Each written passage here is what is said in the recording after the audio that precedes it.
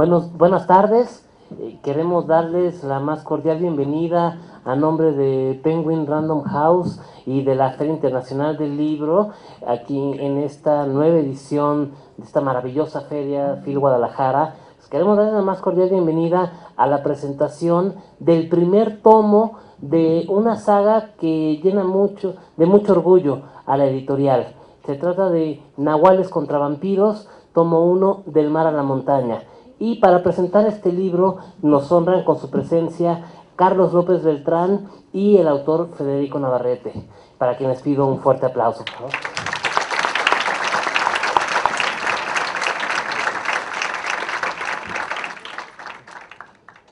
Para la editorial es muy importante el lanzamiento de esta saga. Se trata de acercar a los jóvenes a un periodo muy importante de nuestra historia, como es el periodo de la colonia, donde entendemos cuáles son las cosas que ocurren, que hace que nuestro país sea como lo es ahora, la implantación de la religión católica, de ciertos usos, costumbres, incluso de algunas enfermedades que llegan cuando la conquista. Pero Federico lo hace de una manera muy original, de una manera extraordinaria, que es narrándolo a través de un conflicto fantástico entre vampiros y nahuales, dos de las figuras más emblemáticas que hay: el vampiro, el ser de terror por excelencia, este vampiro que viene de Transilvania, sediento de sangre, y por otro lado el nahual, que es una de nuestras figuras tradicionales y una figura no tan explotada como debería serlo, y Federico realmente lo hace con maestría. Y bueno, para presentar esta novela nos honra con su presencia Carlos López Beltrán.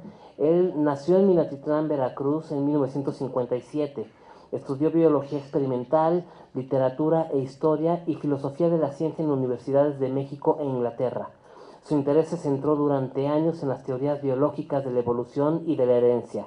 En esta área publicó El sesgo hereditario, UNAM, en 2004, y como ensayista escrito, entre otros temas, sobre las relaciones de la ciencia con la cultura y con la poesía en especial. Reunió algunos ensayos en La ciencia como cultura, publicado por Paidós en 2005. Es también poeta y traductor de poesía. Publicó, entre otros poemarios, Las cosas no naturales, bajo el sello Trilce en 1997, y Hembras desarboladas y otros hombres fuera de lugar, publicado por la Universidad Nacional en Bogotá en 2011. Junto con Pedro Serrano, es autor de La generación del Cordero, antología de la poesía actual en las letras británicas, bajo el sello Trilce en 2000, y 359 dedicados, con filtro, antología de la poesía actual en México, publicado en 2012. Con ustedes, Carlos López Beltrán.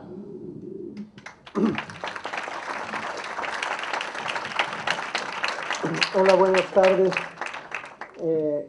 Pues muy contento de estar aquí con ustedes.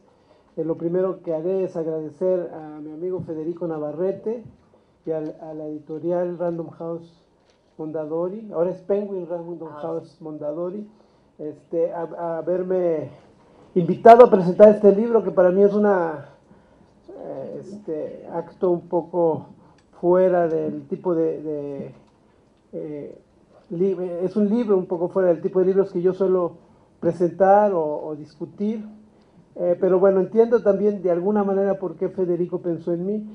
Federico, para sus lectores jóvenes, que veo muchos entre el público, además de ser el autor reconocido de Huesos de Lagartija, su bestseller,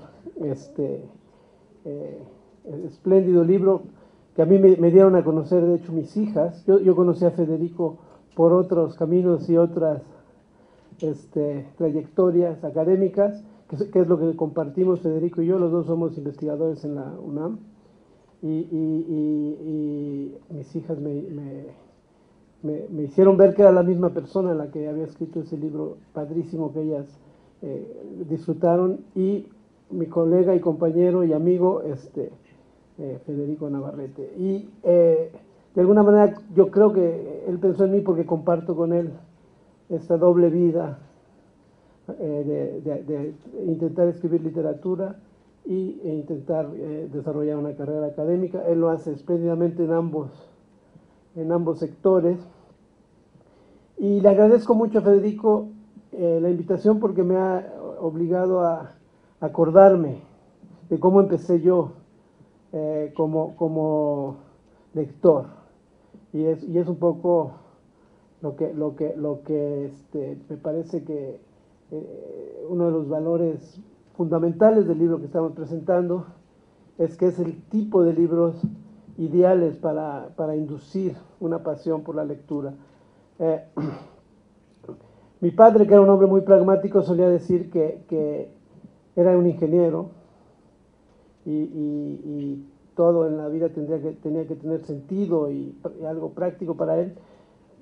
Solía decir que leer era imprescindible y él me indujo a mí a leer todas las novelas de aventuras que leí de niño y con las que de alguna manera me revivieron ahora al leer Nahuales contra vampiros, grandes sagas como las de Salgari o Dumas o Verne, en fin, podemos seguir.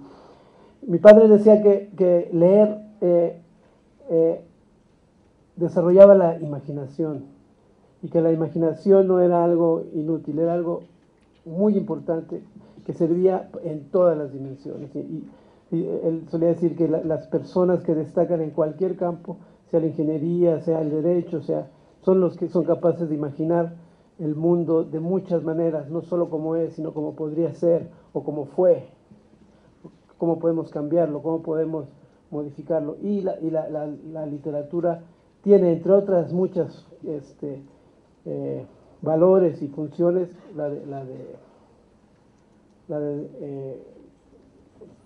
ser un fermento de la imaginación. Estamos ante un libro bullente de imaginación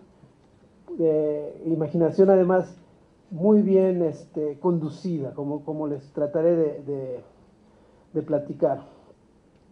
Este primer tomo de la saga Nahuales contra vampiros, del mar a la montaña, es un libro que debería estar, yo creo, en muchos hogares, y no solo en México, aunque el tema es mexicano y a los mexicanos supongo que nos va por el asunto de los nahuales traídos como objeto de un tratamiento literario sofisticado, inteligente y virtuoso. No solo por eso, no solo a los mexicanos, debería llamarnos como lectores, sino a muchos otros lectores fuera de nuestras fronteras.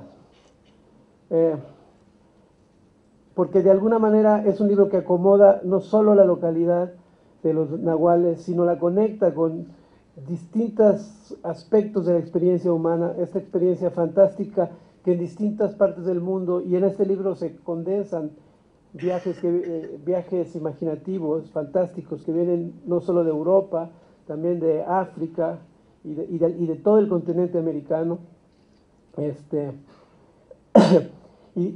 Y de alguna manera hace ver que todo de alguna manera se puede conectar, no tenemos por qué vivir en islas, pues, y nuestros mundos, nuestras imaginaciones no tienen por qué estar aislados, sino pueden fluir y pueden fecundarse, ¿sí?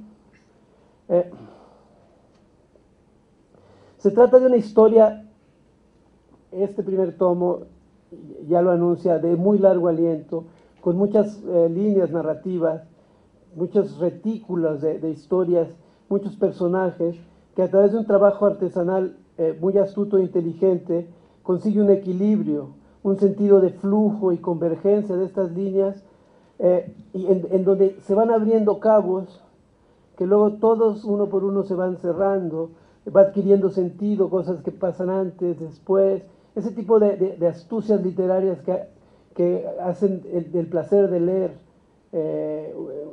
o intensifican el placer de leer.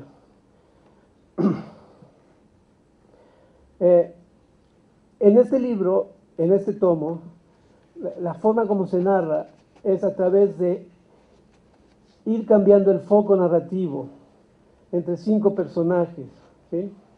5 personajes que van convergiendo desde distintos lugares de la geografía, desde Transilvania, como ya se dijo, desde África, desde España y desde Mesoamérica, hacia un punto común que es las costas y las montañas mexicanas hacia el final del libro. Esta convergencia, como les digo, va siendo provocada, traída a través de ir visitando uno por uno a estos personajes. Uno de ellos es Tlali, que es un niño macehual y al mismo tiempo es un nahual de jaguar que enfrenta amenazas, las amenazas que a su familia rodean y a los suyos, y de alguna manera su principal motivación es defender a los suyos de un sinnúmero de amenazas fantásticas y no fantásticas que los acosan. El segundo personaje que se visita es Walter, es un vampiro que es elegido por los vampiros de Transilvania para viajar a América, a acumular plata, y la plata tiene una serie de sentidos simbólicos muy interesantes que si me da tiempo mencionaré. Este vampiro, acompañado de una pandilla de vampiros, cada uno con sus peculiaridades y características, viaja hacia América en un galeón español. Hay un trato. No les voy a contar toda la narrativa, toda la historia para que lean el libro, pero bueno, sí lo suficiente para interesarlos. Y si quieren saber más, le pueden preguntar a Federico. Viajan en un galeón español, asociados con los españoles, en una empresa capitalista y de conquista imperial. Luego hay un tercer personaje, Robertson Smith, que es un rubio aprendiz de corsario que alberga un secreto y viaja en una nave pirata aprendiendo y tratando de encontrar salida a sus inquietudes vitales. El cuarto personaje, o el quinto ya, Quinta, es un cautivo africano que ha sido capturado por los traficantes esclavistas portugueses de su aldea y digamos su meta o su deseo durante toda la trayectoria es huir, escapar y volver a su familia, a sus hijos. Y él viaja en un buque negrero portugués. Cada 4 o 5 capítulos el foco descriptivo cambia, ¿sí? Y va avanzando la novela, de modo que a veces pareciera que va en caminos diferentes, pero siempre está el guiño de que todo eso se va a juntar y va a ir construyendo una trama poderosa, ¿sí? El avance de la historia nos lleva a través de estos ciclos de visitar los puntos de vista, a través de una larga parte de este libro es cruzar el Atlántico, ¿sí? Son 3 buques, 3 naves, las que de alguna manera convergen: el galeón español, el buque de los corsarios y la nave de los traficantes portugueses. La trama de este libro, Del mar a la montaña, además de este recorrido geográfico que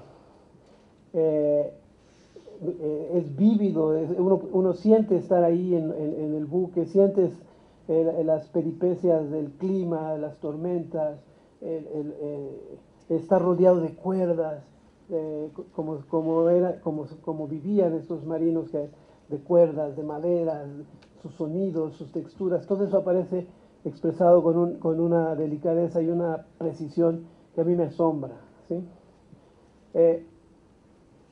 Esta trama, como les decía, se puede leer, y es una de las cosas a las que los quiero invitar a ustedes, se puede leer en muchas dimensiones y en muchos sentidos. Hay una riqueza tal, una estratificación tal de saberes que el autor despliega, que se puede leer primero directamente como de alguna manera una historia de aventuras, ¿sí? Aventuras que chocan dinámicamente de varios personajes que se entretejen, que contrastan, que luchan, que se alían. Son estos seres míticos, ¿sí? Que tienen, de distintas tradiciones, de distintos espacios geográficos, que tienen poderes especiales, formas de ser, virtudes, fobias, atracciones, deseos, y que de alguna manera Federico consigue que interactúen, ¿sí? de un modo diverso y colorido, y son personajes todos, algunos más malos, otros más buenos, pero todos tienen matices, no son personajes de blanco y negro, ¿sí? Están balanceados, son verosímiles, ¿sí? Entrañables algunos de ellos. Hay personajes con los que quisiera estar acompañado. Esas son las buenas novelas, cuando uno encuentra un personaje con el que quiere seguir, y cuando se muere o desaparece, uno emite un suspiro o una señal de desagrado, chin, y ahora no sabremos más de este personaje, ¿sí? También ese libro es una alegoría que a mí me impresionó mucho, de la circulación atlántica, real, histórica, de personas, de ideas, animales y plantas, objetos y poderes políticos, económicos, durante la expansión o invasión colonial europea de las Américas. El historiador, que es Federico, impregna la historia de materia y detalle de un modo ejemplar, sin abrumar, sin sermones, sin didactismos, y cualquier lector atento tiene que agradecer que además de estar divirtiéndose, está aprendiendo, ¿sí?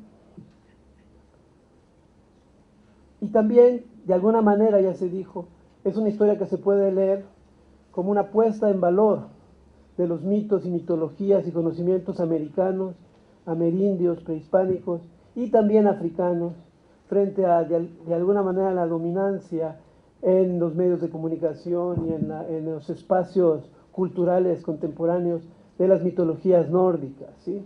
Los vampiros, o ahora están los Thor o otros.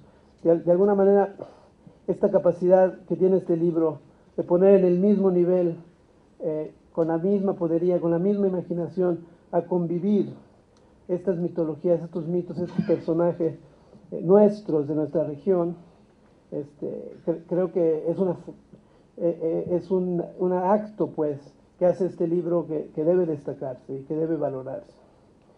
Y también, por si fuera poco, la historia que hay en este libro es una aguda, contundente, crítica a lo que ha ocurrido en la historia, a la codicia imperial precapitalista, capitalista, postcapitalista, a la instrumentalización, el uso abusivo de otros seres humanos, su maltrato, la extorsión, la codicia, y la plata es el símbolo de esta acumulación en el libro, que esta especie de ciclos de dominación, maltrato, generados por el deseo vil y simple de acumular riqueza, ¿sí?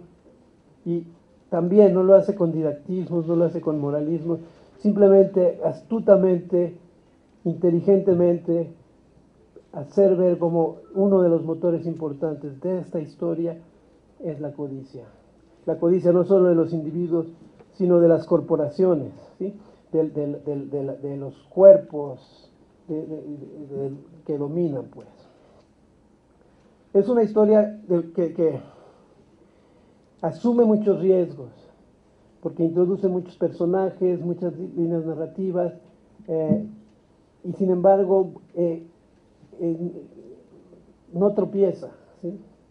Uno piensa, 400 páginas, en algún momento tendrá una largueza, tendrá un momento, y no, uno va siguiendo a esos personajes conforme cruzan el Atlántico, conforme convergen en esta zona de la geografía que es el Golfo de México, Veracruz, las montañas,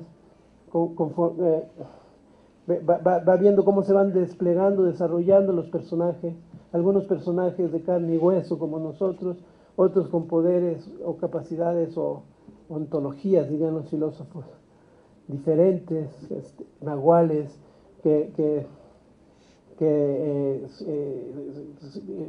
viven en una dualidad animal-persona, vampiros que están obligados que tienen poderes descomunales, pero están obligados a descansar durante el día. Hay estos cautivos africanos que despliegan con eficacia una tecnología, le llamábamos hace rato, ¿no? Que es una llamada nganga, no sé cómo se pronuncia, pero algo así, nganga, que es una especie de instrumento que no les describiré para que busquen en el libro, su descripción es muy interesante, que permite la comunicación telepática y que sirve en la novela como una forma de tejer relaciones o de avanzar la historia o de procurar vínculos de traducción o de comunicación de una manera muy interesante, que también sugiere muchas cosas tecnológicas, contemporáneas, ¿no? Resuenan con cosas contemporáneas, ¿no? En fin, podría yo seguirles contando.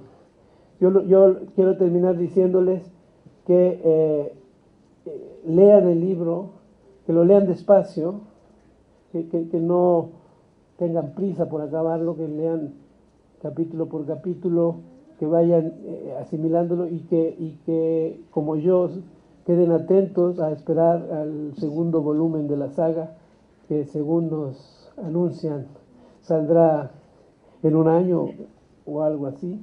Entonces estamos esperando pues unos cuantos años de lectura, de desarrollo de estos personajes, que yo les aseguro les van a gustar mucho. Bueno, eso es todo lo que tengo que decir. Gracias.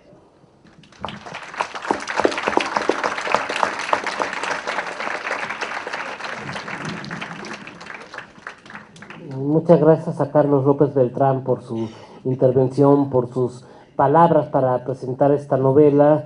Como bien menciona Federico Navarrete, nos plantea aquí una historia que a su vez cuenta 5 historias distintas. Es muy interesante, es muy loable la manera en la que entreteje los destinos de estos personajes, que hace que uno quiera seguir avanzando dentro de la historia, que logre cierta empatía con los personajes, aversión hacia algunos de ellos, evidentemente, hacia algunos villanos. Bueno, habrá quien quiera identificarse también con los villanos, evidentemente, pero es increíble como en una novela de casi 500 páginas no hay escena que se haga pesada, no hay personaje que nos pase indiferente. Todo lo que está en este libro es más que trascendente, más que atrayente, que nos invita o incita incluso a sumergirnos de lleno. Y qué mejor que tener de propia voz del autor la oportunidad de conocer más acerca de este libro. Federico Navarrete nace en la Ciudad de México en 1964 y es escritor e historiador. A lo largo de 30 años ha escrito varios libros para niños y jóvenes sobre la historia y la cultura de los pueblos indígenas de México y América. Entre ellos se encuentran la novela histórica Huesos de lagartija y los cuentos Las visiones de Taxpac y Perdidos en el Altiplano, así como los libros de historia La vida cotidiana en tiempos de los mayas, La conquista de México y La invención de los caníbales. Con ustedes, Federico Navarrete.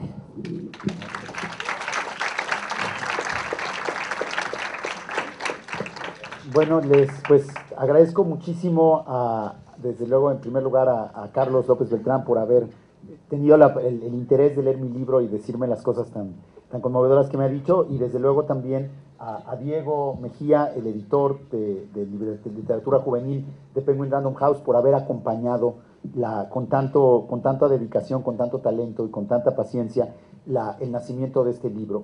Y pues yo realmente estoy muy contento de estar aquí para presentar mi nuevo hijo, de alguna manera, porque un libro es como un hijo, y todo libro, como todo hijo, tiene algo de mágico, algo de milagroso. Cuando uno empieza a escribir un libro, sobre todo una novela, aparte, cuando lo empecé jamás me imaginé que me quedaría de largo que me quedó, pero les garantizo, como han dicho, que no está aburrida. Pero cuando uno empieza a escribir un libro, siempre pues es como una apuesta a lo desconocido, porque es un trabajo tan largo, tan azaroso, que uno nunca está seguro de a dónde va a llevar. Uno no está seguro de poderlo acabar, y luego no está seguro de que pueda ser publicado, de que sea publicable, de que valga la pena publicarlo.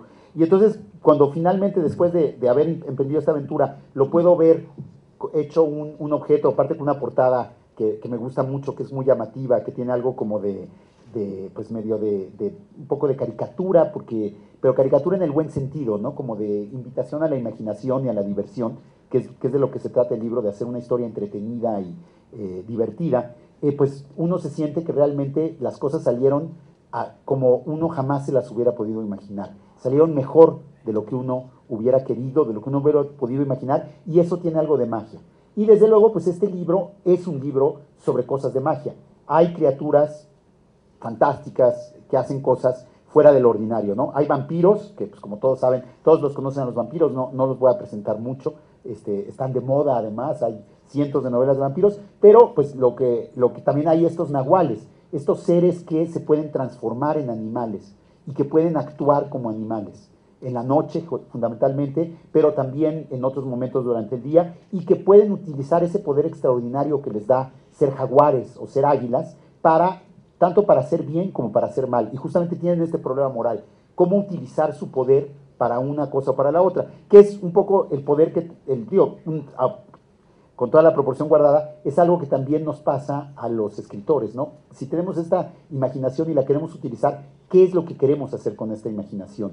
¿Qué es lo que queremos hacer con un poco con la magia que estamos tratando de construir con nuestros libros? Y también están, como bien decía Carlos, estos esclavos africanos, personas sometidas a la peor situación que podemos imaginar en el universo, arrancadas por la fuerza de sus casas, de sus hogares, llevadas en las condiciones más infames a través de un océano que desconocen, a un destino que no pueden siquiera imaginar, y que utilizan su magia, que utilizan el poder de su nganga, de su caldero mágico, y no les voy a decir más, para tratar de encontrar, por medio de la magia, una salida a esa situación terrible que tienen que vivir, para tratar de encontrar un consuelo a lo que no tiene consuelo, a la pérdida de su mundo, a la pérdida de sus familiares, a la pérdida de su vida, al miedo que los rodea en este viaje a lo desconocido, sometidos a la crueldad y a la indiferencia de unos traficantes de esclavos que son la gente más desalmada que uno puede imaginar. Y entonces, justamente lo que yo quería hacer en mi novela era juntar estas tres magias: la magia de los vampiros, que tiene todos sus matices, la magia de los nahuales y la magia de los africanos, para contar una cosa que, si la vemos bien, tiene mucho de milagroso. No es solo un milagro que yo haya acabado la novela, como pues, a veces sucede, sino también es milagroso que nosotros, en este país en que vivimos, México, seamos herederos de tres tradiciones tan ricas y tan complejas como son la tradición indígena, la tradición europea y la tradición africana. Muchas veces olvidamos lo importante que ha sido la tradición africana para nuestra historia, pero eso es algo que no debemos hacer. Los africanos son tan importantes para nuestra historia, para nuestra cultura, como lo son los europeos y los indígenas. Y entonces, este milagro que ha producido lo que es la cultura mexicana es de alguna manera, y la cultura americana en general, no solo en México, sino en otros países de nuestro continente, en todos los países de nuestro continente, es también un poco el milagro del que quiere hablar este libro. Es el milagro de cómo seres que fueron juntados de las maneras más brutales, los esclavos traídos por la fuerza, los indígenas conquistados, los españoles sometidos y los europeos también sometidos a un sistema de explotación y de violencia en el que ellos también formaban parte y de los que muchas veces eran víctimas, cómo pudieron, pese a todas esas cosas tan terribles, construir algo nuevo, construir algo vivo, que es el mundo en que vivimos nosotros. Tiene algo de milagroso, y creo que justamente lo que trata de hablar esta novela es de la magia que puede haber en una cosa así. Este es un poco el subtexto histórico de la novela, y a veces cuando la escribía yo tenía la sensación de que las cosas más horribles y la verdaderamente de terror en mi novela no son las cosas que hacen los vampiros o las cosas que hacen los nahuales o las cosas que hacen los brujos africanos, sino son las cosas que sucedieron realmente en la historia: la conquista de América, el sometimiento de los indígenas, la esclavitud y todo lo que vino a provocar eso en tres continentes, ¿no? En Europa, en América y en África. Sí, y en realidad pareciera que entonces los personajes que normalmente vemos como los más malvados, como pueden ser los brujos y los nahuales y los vampiros, pues su maldad no se compara con la maldad que realmente hay, por desgracia, ha sido realmente parte de nuestra historia. Pero por otro lado, no todo es maldad, por suerte, y creo que ese es el milagro del que realmente trato de hablar en este libro, porque también está, como les decía, hay una magia que es sorprendente, que es increíble, que es la magia de poder sobrevivir a esas cosas tan terribles, de poder encontrar en medio de la violencia, en medio de la dislocación, en medio del horror, poder encontrar la solidaridad humana, poder reconocer que otras personas que vienen de lugares muy distintos también son personas como nosotros, poder encontrar la amistad, poder encontrar el amor, poder encontrar el deseo de la libertad. Y entonces realmente creo que la magia en mi libro está en eso, en la manera en que estos personajes utilizan, en que los nahuales y los vampiros y los magos africanos utilizan sus poderes sobrenaturales para sobrevivir, para hacerse realmente humanos, para hacerse amigos, para poder enfrentarse a este horror que tienen que vivir, a las tempestades, a la esclavitud, a la violencia, a la conquista, y poder encontrar algo que les dé sentido, algo que les dé fuerza en su vida. Y esa es justamente la magia de la que hablo. Es una magia que es real, porque nosotros somos producto de esa magia, pero que también es una magia que podemos inventar continuamente por medio de la imaginación. Y me acuerdo que al principio de su presentación, Carlos decía que este es un libro para invitar a la lectura. Y bueno, yo como en mi otra novela, Huesos de Lagartija, que es una novela que ha tenido muy buena acogida entre los lectores jóvenes de México, muchos lectores me han dicho que Huesos de Lagartija fue la primera novela que leyeron completa. Y pues yo creo que justamente eso, cuando me dicen eso, siento un orgullo inmenso como escritor, porque una persona que leyó un libro completo ya aprendió a abrir una puerta a un mundo que no tiene fin, a un mundo de imaginación, a un mundo de creatividad, a un mundo de libertad que puede llevarlo a donde quiera. Hay libros para todo, hay libros que nos pueden enseñar o que nos pueden mostrar o que nos pueden divertir, o que, bueno, también hay muchos que nos pueden aburrir, pero eso simplemente los cerramos y ya los dejamos de lado, ¿no? Pero hay muchísimos libros que nos pueden abrir esos mundos imaginarios. Y siempre que volvemos, que regresamos de ese mundo imaginario a nuestro mundo, somos más ricos. Hemos aprendido algo. Aprendemos a ver nuestra realidad de una manera un poquito diferente. Aprendemos a entendernos nosotros mismos y a los que nos rodean de una manera un poquito mejor o un poquito desde otra perspectiva. Y justamente yo creo que esa es la magia que yo estoy tratando de hacer con mi novela. Con abrirles un mundo imaginario, un mundo de aventuras, un mundo lleno de conflictos, lleno de esperanzas, lleno de miedo, pero también lleno de fuerza, de valor, lleno de cosas terribles, pero también lleno de cosas maravillosas, y ayudarnos a través de ese mundo imaginario a vivir mejor en nuestro propio mundo, a ver que esas fuerzas con las que se tuvieron que enfrentar Tlali, el nahual, jaguar, que los que se tuvieron que enfrentar Quinta, el africano, el mago africano, Quinta y Enfala, su hermano africano, los magos africanos, con que se tuvo que enfrentar Robertson Smith, el joven corsario, con el que se tuvieron que enfrentar también los vampiros, el príncipe Walter y sus compañeros, todas esas fuerzas son las de nuestro mundo. Y nosotros también podemos utilizar la imaginación como una magia que nos permita vivir en un mundo mejor e imaginar un mundo mejor. Esto, desde luego, pues, si yo logro con mi novela que ustedes se entretengan, que ustedes vivan las emociones que yo puse en mi novela, que ustedes conozcan algo del mundo mágico que yo traté de plasmar en mi novela, eso ya, para mí, será un logro gigantesco. Lo que ustedes hagan con eso, cómo utilicen esta imaginación que yo vertí aquí para imaginarse este mundo y otros mundos, pues eso es tarea de ustedes como lectores. Espero que la quieran hacer, los invito a que la hagan. Y la verdad, este es un momento muy, muy importante para un autor, porque es el momento en que yo ya este libro ya lo escribí, ya gracias al trabajo generoso y profesional de Diego Mejía y de Random House, ya está disponible, ya existe como un objeto independiente de mí, y ahora lo que hago es entregárselos a ustedes, para que ustedes como lectores lo vivan, lo disfruten y le den la vida que puede tener. Y pues agradezco mucho que me den esta oportunidad y espero por volvérmelos a encontrar dentro de un año cuando presentemos la segunda parte de Nahuales contra Vampiros 2. Muchas gracias.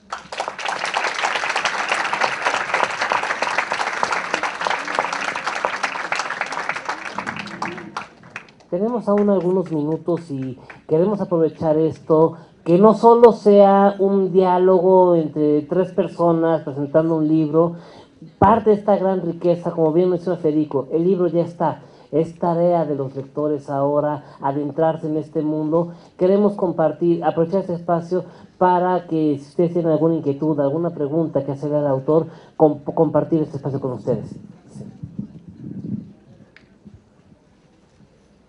¿Usted es investigador? ¿En qué cuál es su, o sea, su ámbito? Yo soy historiador.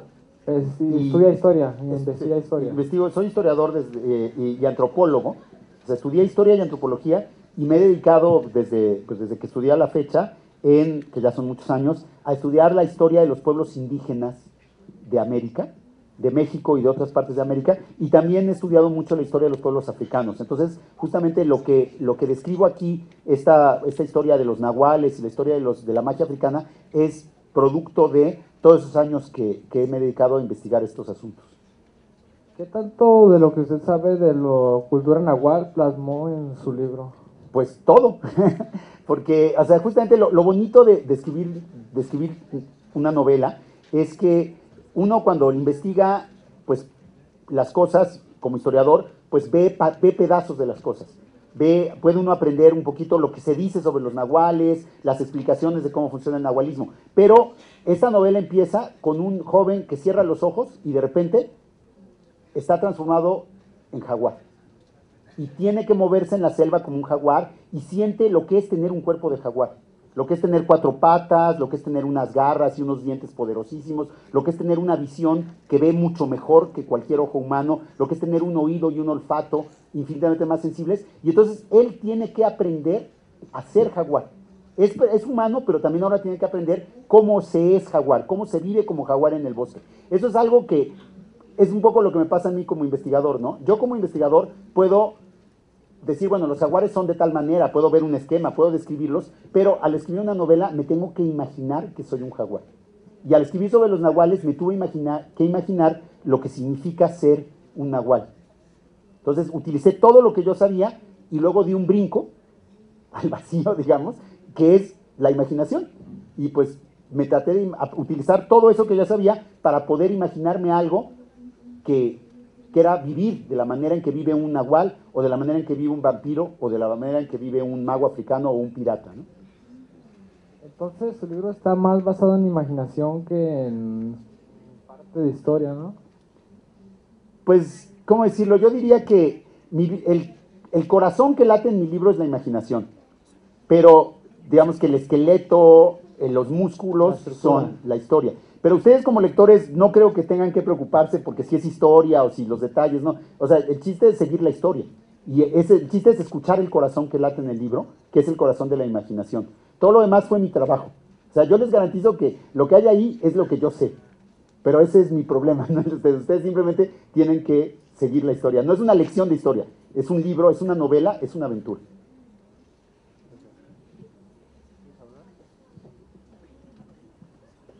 ¿Usted cómo consideraría el género literario del libro? Pues es literatura fantástica, ¿no? Con elementos sobrenaturales. Desde luego, como hablo de vampiros, pues me refiero a la... O sea, siempre, uno ya no puede escribir un libro de vampiros sin referirse a todos los libros de vampiros, a toda la tradición que hay sobre literatura de vampiros. Mis vampiros tienen que ver con los de Bram Stoker, con el Drácula, tienen que ver con los de Anne Rice, con todo lo que ha sido la literatura de vampiros en los últimos años, pero también tienen su variante, porque pues no se trata de repetir lo mismo. Y justamente lo que estoy creando, espero, es un nuevo género, porque de nahuales sí no hay ninguna novela escrita. Entonces esta es la primera novela sobre nahuales que se ha escrito. Y de las cuestiones africanas hay algunas novelas, pero nunca se combinan las tres cosas, ¿no? Entonces, digo, mi esperanza es estar de alguna manera inventando un nuevo género, que sea las novelas internacionales de fantásticas o las novelas globales de la fantasía, digamos. Hola, ¿qué tal? Federico, muchas felicidades. por este libro tan interesante. Yo veo aquí una intención muy clara de hablar de la interculturalidad también, que hace tanta falta de hablar aquí en México, y sobre todo que los jóvenes entiendan, ¿no?, lo que es la interculturalidad. Otra cosa es, ¿usted ha pensado en traducir o buscar la ayuda de profesionales traductores indígenas para traducirlo en lenguas indígenas? Esto también como un reconocimiento de dónde vienen los seres fantásticos, ¿no? Creo que valdría mucho la pena que nuestras poblaciones indígenas también tuvieran la oportunidad de leer en su lengua su literatura. Un poco para sentirse reivindicados y para seguir fomentando el uso de las lenguas indígenas en México. Muchas gracias. Pues me parece muchas gracias por tus comentarios. Me parece una excelente idea, pues exploraremos la posibilidad de que pudiera ser traducida alguna de las muchas lenguas indígenas que hay en nuestro país. Y sí, definitivamente este es un libro sobre diálogos, ¿no? Sobre cómo gente que viene de lugares muy diferentes y que es juntada por un torbellino que está fuera de su control, un huracán, el desarrollo, el capitalismo, le podemos poner muchos nombres de torbellino, cómo aprende a escucharse unos a otros y aprenden a descubrir cómo pueden compartir y cómo pueden vivir en el mismo mundo. Buenas tardes, señor Federico. A mí me gusta mucho que usted no deja de lado la cultura de nuestro país, que sabe ¿cómo lo podemos decir? No sé, sabe muy bien cómo es que puede llegar a hacer cualquier investigación para que no sea tan pesado como usted bien lo dijo, y usted mismo pueda darle a la sociedad sus conocimientos, y a su vez se interese mucho. Y yo le quisiera preguntar, ¿cómo es que se interesó por estudiar la historia de nuestro país? ¿Qué fue lo que a usted le motivó? ¿Un factor o, no sé, vivencia? ¿O qué fue lo fundamental que hizo que escribiera el libro?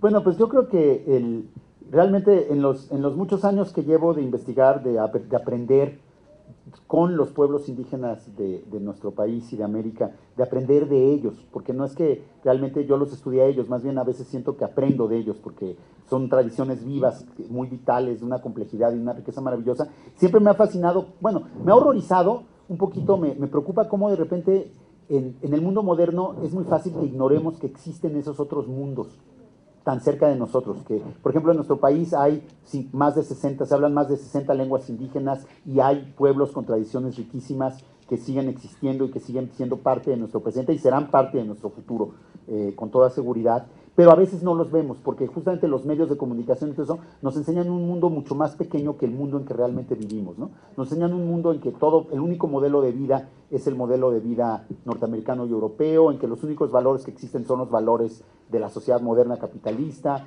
y entonces justamente a mí me pareció que era muy importante aprender de estos mundos diferentes y ayudar a que nosotros, que de repente somos tan ignorantes y estamos tan encerrados en nuestro mundo, aprendamos de esos otros mundos que existen a nuestro alrededor. Eso ha sido lo que he hecho desde hace 30 años y siempre me ha importado mucho hacerlo para jóvenes y para niños, porque yo creo que los jóvenes y los niños son los que todavía tienen la oportunidad de hacer las cosas diferentes, de pensar las cosas diferentes.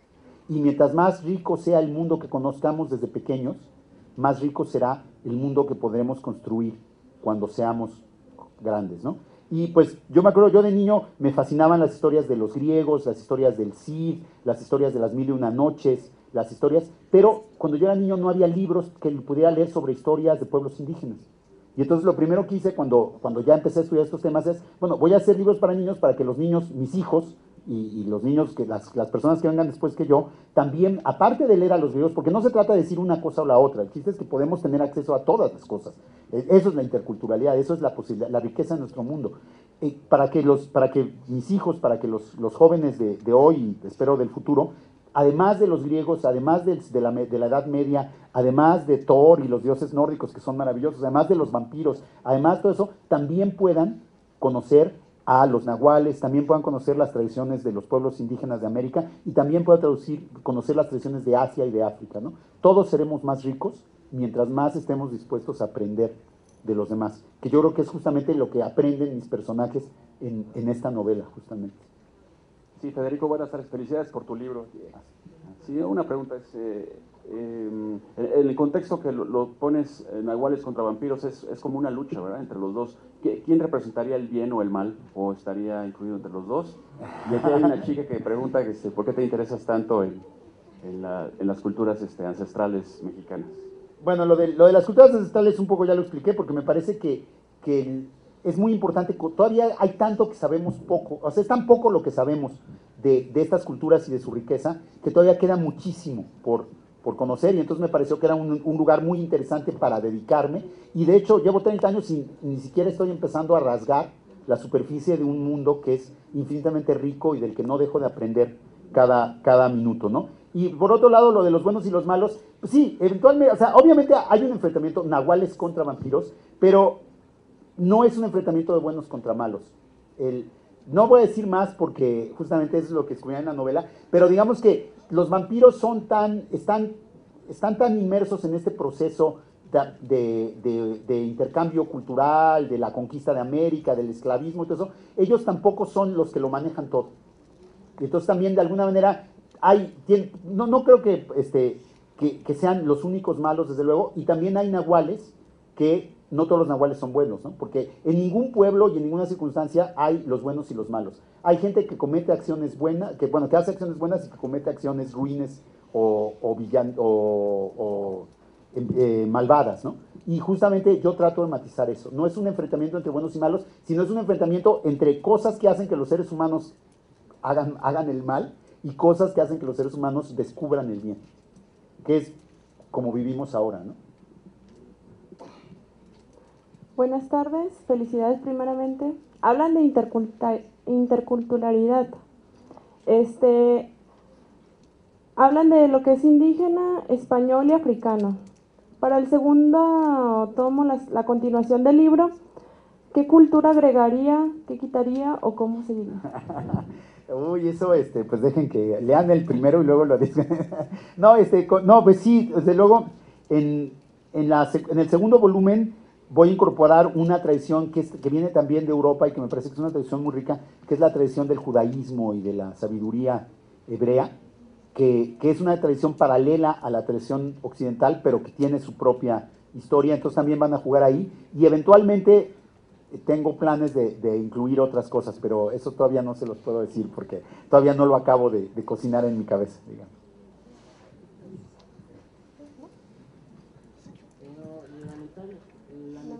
El tiempo es cruel, estamos ya muy próximos a terminar con el tiempo que he asignado. Tenemos tiempo para una sola pregunta, no sin antes recordarles, para quien se interese, el libro está aquí afuera a la venta, y además el autor va a estar firmando libros en el stand de Penguin Random House, por si después quieren acercarse a él, que les firme la novela, comentar cosas, va a estar este espacio también.